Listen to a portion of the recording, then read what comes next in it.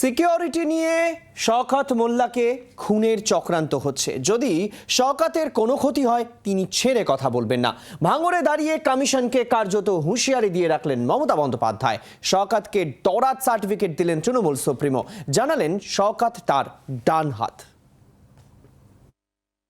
রাজ্য রাজনীতির হটস্পটের কথা উঠলে প্রথম পাঁচে আসবে ভাঙড়।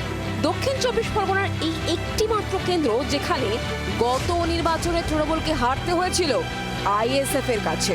এই আসন পুনরুদ্ধারে ক্যানিং পূর্বের বিধায়ক শওকতকে প্রথমে ভাঙড়ে পর্যবেক্ষক করে তৃণমূল শীর্ষ নেতৃত্ব। শুধু তাই নয়, শেষ পর্যন্ত এই কেন্দ্রের শওকতকেই নওশাদের বিরুদ্ধে প্রার্থী করে তারা। কিন্তু শওকত মোল্লাকে ক্যান্ডিডেট করার পরে ক্যানিং পূর্ব অর্থাৎ যেখান থেকে শওকত মোল্লা বিধায়ক ছিলেন সেইখানে তীব্র ক্ষোভ বিক্ষোভ শুরু হয়। আজ ভাঙড়ের সভামঞ্চে দাঁড়িয়ে মমতা বন্দ্যোপাধ্যায় বলছেন যে শওকত মোল্লা তার অত্যন্ত কাছের লোক। কতটা কাছের তার ব্যাখ্যাও দিয়েছেন তৃণমূল সুপ্রিমো।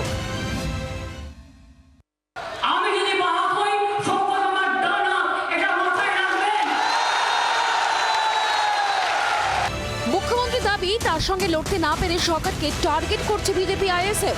শওকতের নিরাপত্তা তুলে নিয়ে তাকে খুনের চেষ্টা হচ্ছে। যদি শওকতের কিছু হয় তিনি ছেড়ে কথা বলবেন না বলেও হুঁশিয়ারি দিয়ে রাখেন তৃণমূল সুপ্রিমো।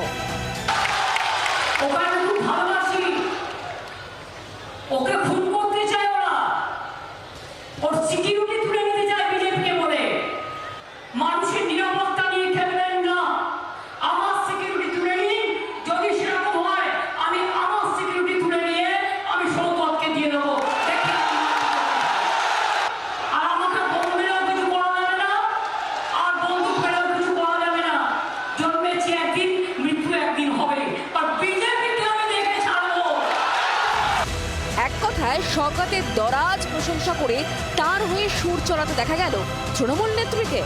সেখান থেকে জনগণের উদ্দেশ্যে বার্তা দিচ্ছেন যে শওকত মোল্লাকে যদি জেতায় তারা, তাহলে কিন্তু শওকত যা বলবে ভাঙড়ের উন্নয়নের জন্য তিনি সবটাই করবেন। আমার কলকাতার সামনে ওকে দাঁড় করিয়েছে এই কারণে, কারণ আমি ভাঙড়ের জন্য অনেক কিছু করতে চাই। শওকতকে ভোট দিন, ভাঙড়বাসী যা চাইবেন তাই করব। পাওয়ার গ্রিডকে কেন্দ্র করে এক সময় জমি আন্দোলন তীব্র হয়েছিল ভাঙড়ে। সেখানে দাঁড়িয়ে এদিন মুখ্যমন্ত্রী জানান গরিব মানুষের জমি দখল না করে যে শিল্প করার সেটাই করবে।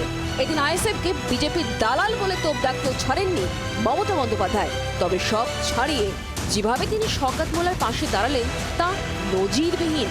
শুধুই প্রেস্টিজ ফাইট নাকি নেপথ্যে অন্য কোনো অঙ্ক? শওকতকে জেতাতে কেন এতটা মরিয়া নেত্রী? শুধু দলীয় কর্মীরাই নয়, এর উত্তর খুঁজে বেড়াচ্ছে গোটা ভাঙড়। ক্যামেরায় কমলের সঙ্গে শ্রেয়সী, জি 24 ঘন্টা। বাংলার আওয়াজ, বাঙালির আবেগ, জি 24 ঘন্টা।